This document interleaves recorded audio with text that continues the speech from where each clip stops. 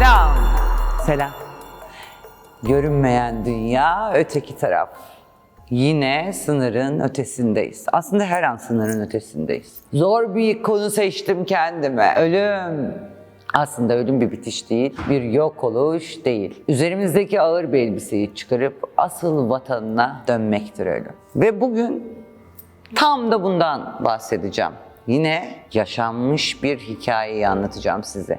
Hem de ben yaşadım birebir. Duymuşsunuzdur ama ben birebir yaşadığım, ölüp gidip gelen Ahmet Bey'den bahsedeceğim bugün size. Ne diyorduk? Ali Veli, Ayşe Fatma, bugün de Ahmet olsun. Bugün de Ahmet olsun. Ahmet'in gerçek hikayesi. Haydi çayınızı koyun kenara ve beni dinleyin. Beni izleyin. Tüyleriniz ürperecek. Gerçekten gerçek bu yaşantı. Belki sen de, belki de bir arkadaşın aynı şeyi yaşamış ve aynı duyguların içinde ölüp dirilmişindir. Ama bu bedensel bir ölüm olacak. Haydi yaslan arkana, çayını al ve bir nefes al. Kulağın bende olsun. Ahmet Bey benden danışmanlık aldığında bir kuyu düşünün. Metrelerce aşağıda olsun bu kuyu. Ve sanki Ahmet Bey o kuyunun en altında ve sesi yankılanarak duyuluyordu. Çok uzaktan, çok derinden geliyordu. Şebnem Hanım dediğinde sesi o kadar dünyadan kopuktu ki. Sanki bu evrende, bu gezegende yaşamıyordu. Dedi ki kalbim durdu, öldüm, doktorlar uğraştı, beni geri getirdi. Ama öyle değil. Ben aslında geri gelmedim dedi. Danışmanlığı yaparken benle birlikte ekipte çalışan diğer arkadaşlarım bütün gözlerini bana çevirmişti. Vereceğim cevabı merak ediyorlardı. Bedenim burada dedi ama ruhum bir kapı var ve o kapının eşiğinde günlerdir, aylardır, yıllardır bekliyor.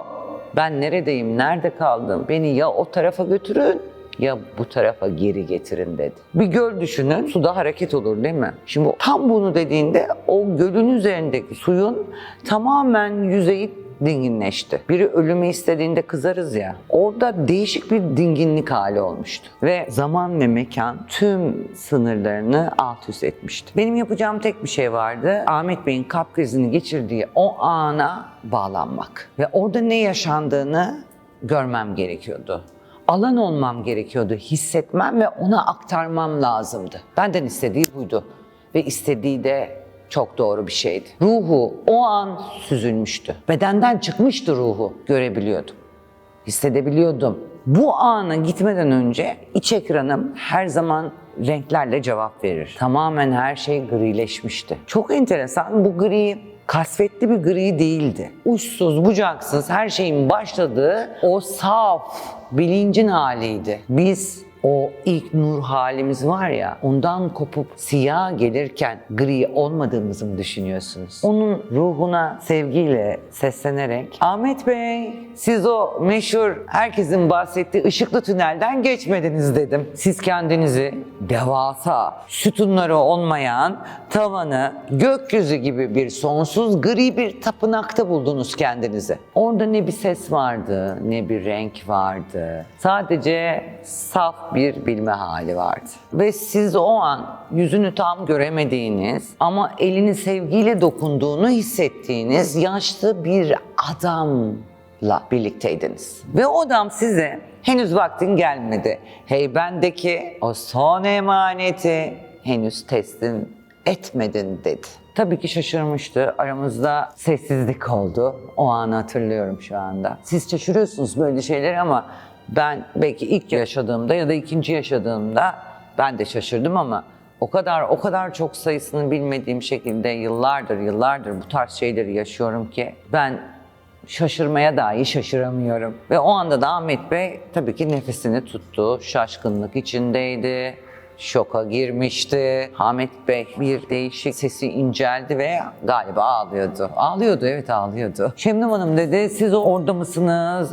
Yani nasıl oluyor bu dedi. Yani ben ameliyathanedeydim, kalbim durdu, doktorlar vardı, siz orada yoktunuz. Nasıl bunları görebiliyorsunuz dedi. Nasıl anlatabiliyorsunuz üstüne üstlük. Hem görüyorsunuz hem anlatıyorsunuz dedi. Ama sesi titriyordu. Korkmuş muydu acaba benden? Korkmamalıydı. Amacım sevgiyle elimi uzatarak birden bize, bizden bire yolculuktu. Ondaki parça neyse bendeki parça da oydu. Ben de bu tarz deneyimleri bir değil, çok kez yaşadım kendimle ilgili. Evet dedi, herkes bir tünelden bahsediyor ama ben gri bir boşluktaydım. O adam kimdi biliyor musunuz dedi, babamdı dedi. 30 yıl önce kaybettiğim babamdı dedi o yaşlı adam ve orada da gerçekten onun kokusunu hissettim. Onu özlediğimi hissettim diyerek anlattı. Ama babam bana sanki kavuşmak için orada bekliyormuş gibi gelse de ama dönmem gerektiğini söylediğinde bu dünyadaki her şey bir oyuncak gibi, bir illüzyon gibi göründü. Şimdi neden bu dünyada kaldığımı ve bu dünyada olduğumu bilmiyorum dedi. İşte dostlarım, Ahmet Bey'in o şaşkınlığı ve dünyadan kopuşu.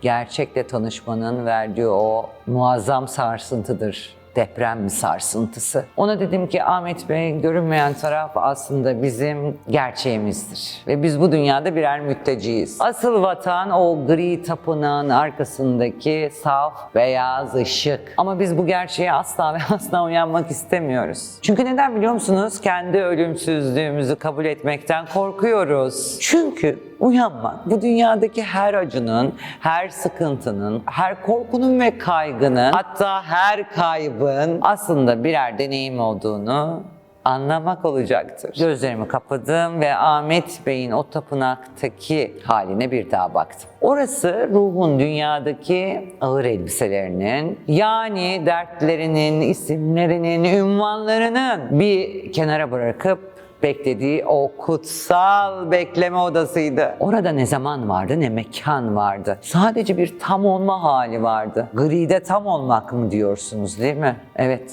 Ancak ve ancak ne siyahta ne beyazda gride tam olduğumuzu kabul ederiz. Aslında biliyor musunuz Ahmet Bey 3 dakika kalbi, doktorların demesiyle 3 dakika kalbi durma haliyle kalmış ve o 3 dakikada bütün ruhu binlerce yıllık bir bilgiyle yıkanmıştı. Aslına bakarsanız dünyaya geri döndüğünde hissettiği o boşluk dünyanın ona dar gelmesiyle ilgiliydi. Şimdi sıra bendeydi. Ona bu sarsıcı gerçeği anlatmalıydı. Ahmet Bey dedim, siz aslında ölmediniz. Asıl evinize bir pencere açtınız, pencereden baktınız ve geri geldiniz. O gri tapınakta babanızın size hatırlattığı emanet, sizin henüz tamamlanmadığınız sevginiz. Yani siz kendinizi sevmediniz, sevemediniz, kabullenemediniz. Ruhunuz da o tapınakta tamlığı tattığı için şimdi dünyada eksiklik oyunu sizi mutlu etmiyor. Ama artık uyanmalısınız. Uyanın, Ahmet Bey uyanın. O gri tapınaktaki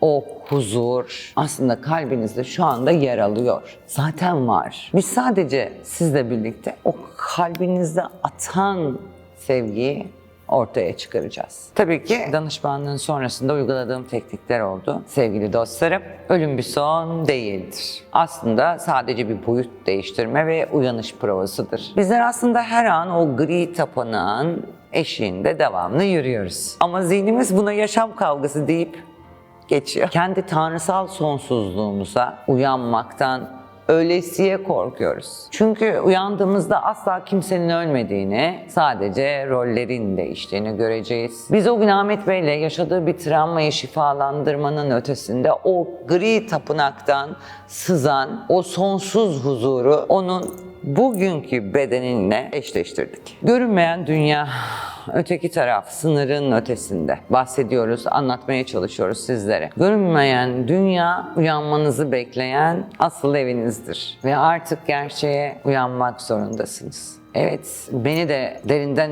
etkileyen, yaşanmış bir olay anlattım. Bir başka videoda daha da gerçek bir şeyle geleceğim. Bu videoyu lütfen paylaşın. Çünkü herkes bu tarz şeyler yaşıyor ve oradaki parçalarını almaya çekiniyor.